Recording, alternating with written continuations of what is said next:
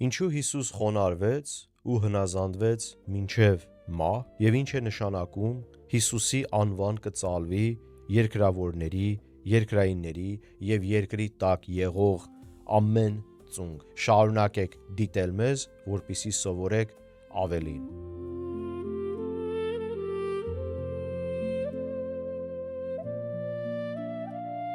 Ողջույն և բարի գալուստ Արարատ Աստվածաշունչի առաքելություն։ Այս շաբաթվա սերտողությունը շարունակությունն է մեր ընդհանուր ուսումնասիրությունների նամակ Փիլիպպեցիներին։ Այսօր կուսումնասիրենք երկրորդ գլուխը 1-11 համարները։ Սերտողության վերնագիրն է. թող ձեր մեջ լինի այն խոհեմությունը, որ Քրիստոս Հիսուսի մեջ էր։ Ուրեմն մինչև սկսելը եկեք մի պահ մեր գլուխները խոնարհենք, աղոթենք ու անցնենք սերտողությանը։ Հայր Աստված, մենք գալիս ենք Հիսուսի սուրբ անունով, փառք ու շնորհակալություն ենք հայտնում։ Աղոթում ենք, որ այսօրվա սերտողությունը միմիայն Սուրբ Հոգին մեզ դասավանդի եւ աղոթում ենք Տեր, որ յուրաքանչյուրս առաջադիմենք ու զորանանք քո խոսքերով։ Աղոթում եմ մեր ունկնդիրների եւ դիտողների համար, նրանց առատորեն օրհնես, զորացնես եւ նրանց բոլոր կարիքները հոգաս, ինչ որ ունեն, ինչ որ կատարվում է Տեր Աստված իրենց կյանքում դու գիտես եւ աղոթում ենք, որ քո կատարյալ կամքը լինի իրենց կյանքում։ Աղոթում եմ այս ամենը Հիսուսի սուրբ անունով, ամեն։ Հարգելիներս, այսօրվա սերտողությունը հիմնականում բաղկացած է 3 մասի։ Եվ առաջինը մենք կսովորենք Հիսուսի հնազանդության մասին, նրա էության մասին, որը հիմնված է իհարկե հնազանդության վրա։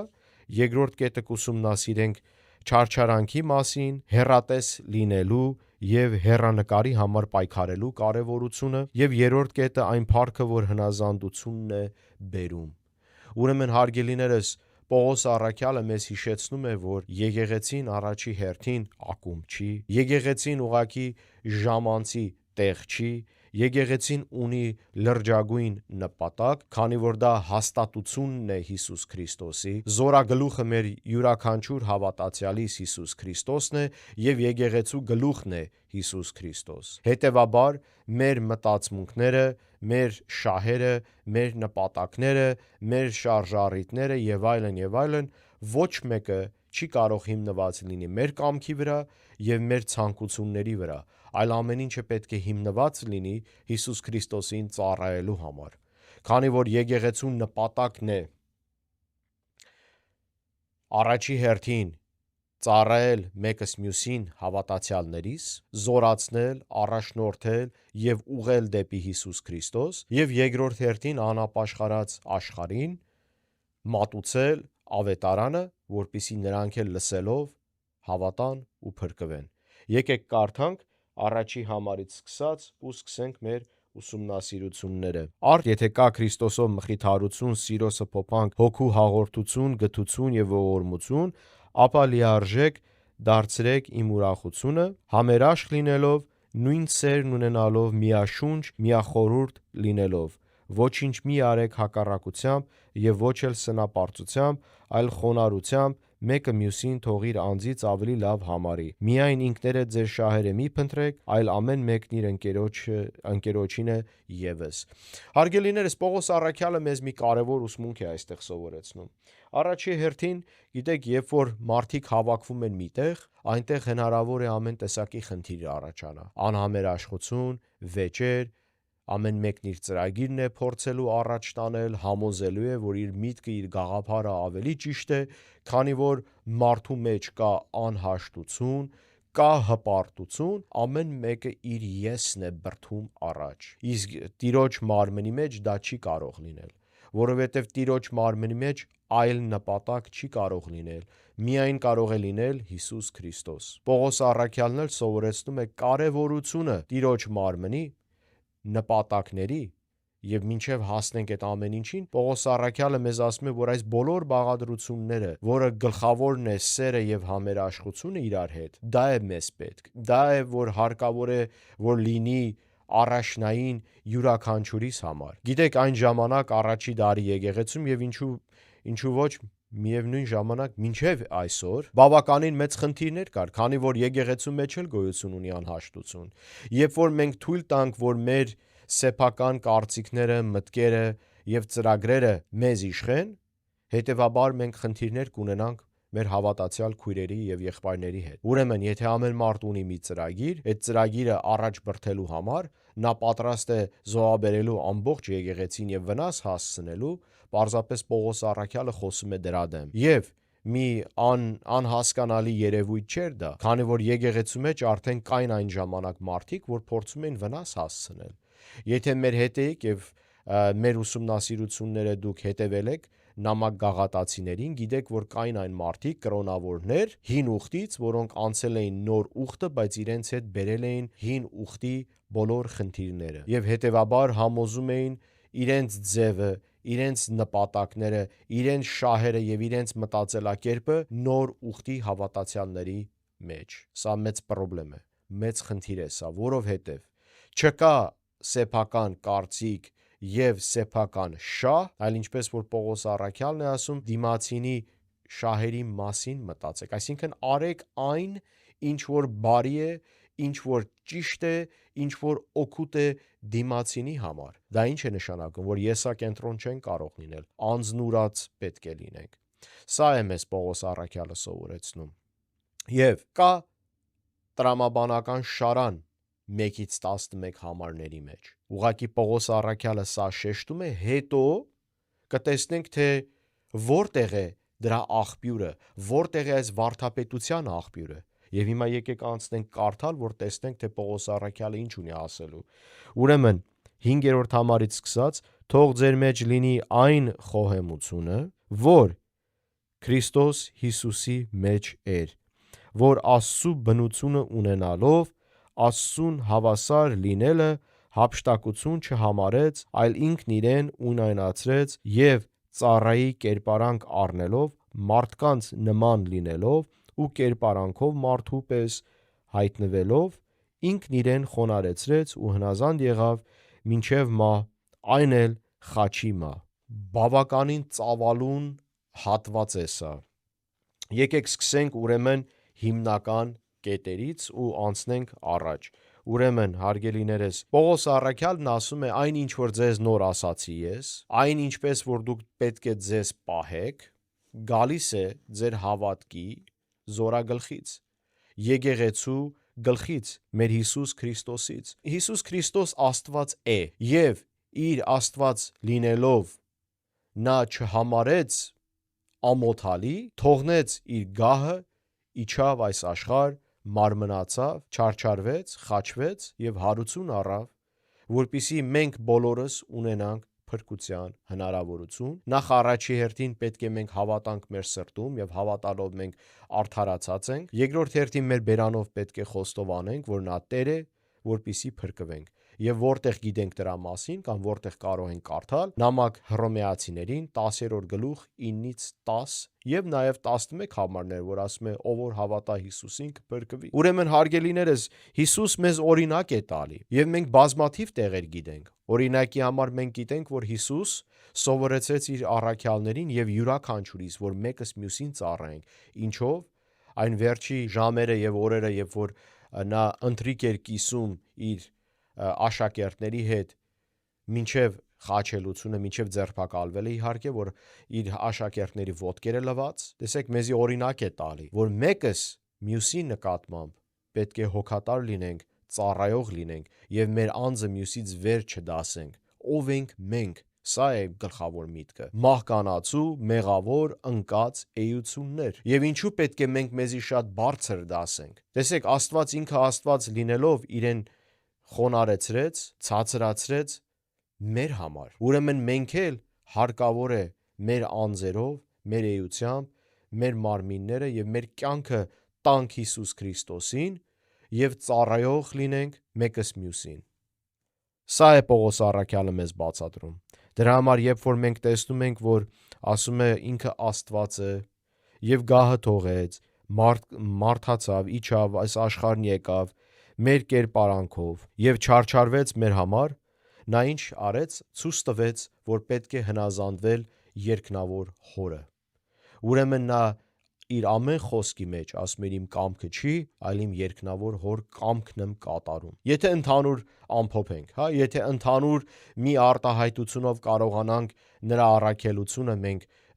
բացատրենք, կլինի, որ առաքելությունը հիմնված է երկնավոր հոր կամքին եւ կատարելով երկնավոր հոր կամքը։ Սա է Հիսուս Քրիստոսի առաքելությունը։ Սա է այն, ինչ որ Աստված կատարեց մեր համար եւ ցույց տվեց, որ մենք էլ նույնպես պետք է երկնավոր հոր կամքը կատարենք։ Ու այն հատկությունները, այն բոլոր կետերը, որ Պողոս առաքյալը առաջի հատվածի մեջ մեզ սովորեցրեց,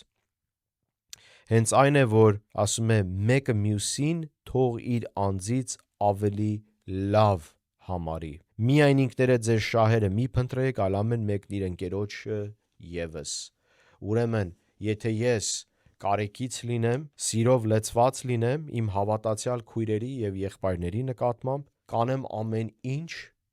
որպիսի ես օգտակար լինեմ նրանց, ծառայելով նրանց, ապրելով նրանց համար, այսինքն սա է Տիրոջ մեր Հիսուս Քրիստոսի բանաձևը, նպատակը եւ կամքը յուրաքանչյուր հավատացյալի համար։ 3 հրացանակիրների գլխավոր լոզունգը որն էր,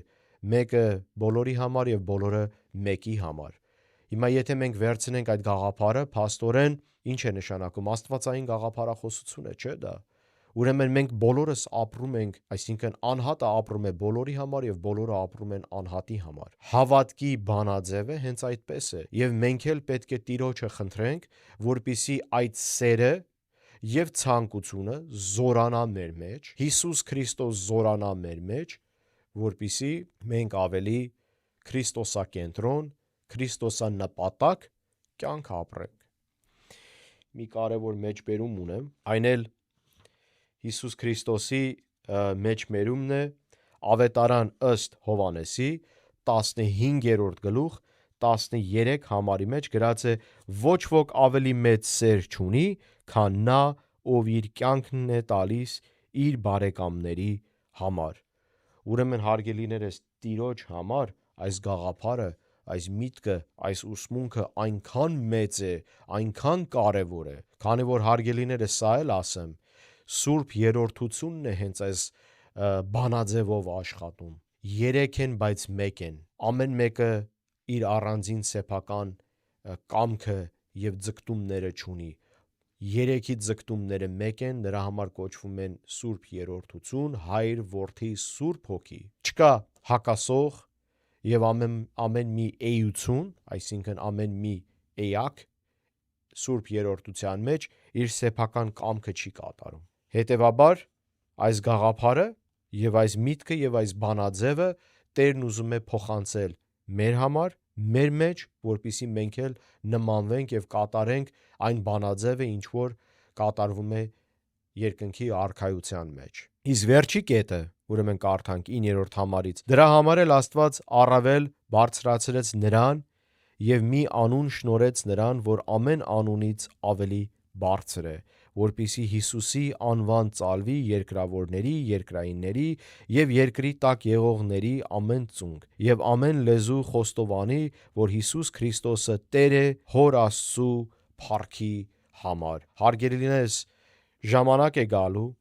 երբ որ մեր Տեր Հիսուս Քրիստոսը երկրորդ անգամ է գալու, եւ երբ որ նա գա երկրորդ անգամ, այս աշխարհի վրա 1000 տարի նա իշխելու է եւ լինելու է մեր թագավորը այս աշխարհում, եւ բոլոր ծունկ ծալվելու է, եւ բոլոր լեզու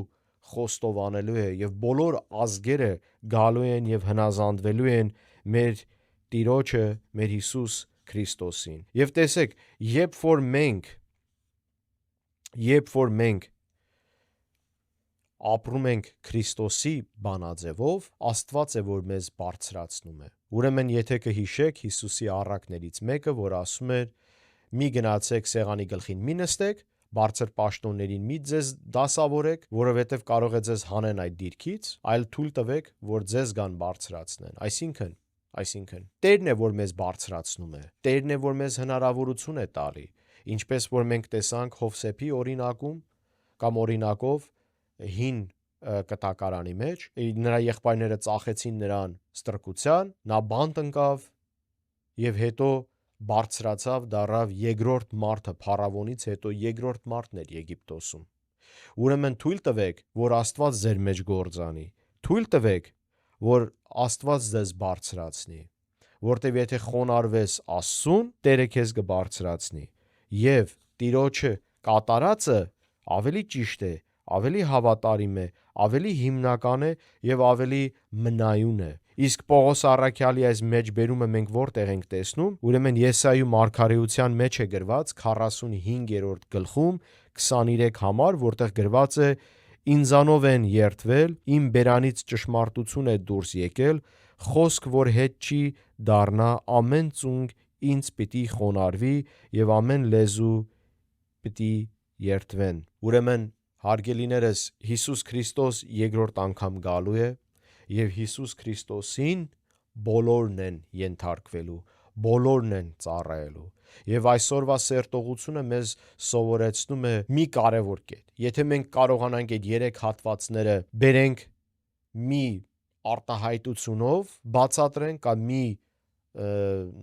թեկուց ասենք մի արտահայտության բացատրենք, կարող ենք ասել հետևյալը, որ մենք յուրաքանչյուրս չենք ապրում մեր առանձին եւ սեփական ցանկությունների եւ կամքի համար, այլ ապրում ենք մեր Տիրոջ Հիսուս Քրիստոսի համար, որպիսի դա կատարվի ամենակատարյալ ձևով, ամենաճիշտ ու արդար ձևով, եւ որպիսի իր կամքը եւ իր գործերը եւ իր նպատակը երկնքի արքայության ծրագիրը առաջ տարվի, հարկավոր է, որ յուրաքանչյուր ապաշխարած, վերստին ծնված, հավատացյալ զավակ ապրի Տիրոջ կամքի համար։ Եկեղեցին այն տեղն է, որտեղ հավաքվում են հավատացյալները, եթե մենք վերածենք դա 4 պատին օրինակի համար, բայց մենք գիտենք, որ եկեղեցին կենդանի եկեղեցինն է, մարմինն է Հիսուս Քրիստոսի, եւ այդ մարմինը պետք է գա ծառայի Տիրոջը Հիսուս Քրիստոսի կամքին, եւ կամքին, այսինքն Քրիստոսի կամքը ծառայելու համար հարկավոր է, որ սիրով լցված լինեն, ունենալով Տիրոջ բոլոր հատկությունները, վերափոխվեն, նմանվեն Հիսուս Քրիստոսին, որպեսզի կարողանան առաջ տանեն Տեր Հիսուս Քրիստոսի կամքը եւ ծրագիրը։ Այսքան այս շաբաթ, հույսով եմ այս սերտողությունը ձեր համար օրհնանք էր, Տերը ձեզ առատորեն օրհնի։ Ամեն։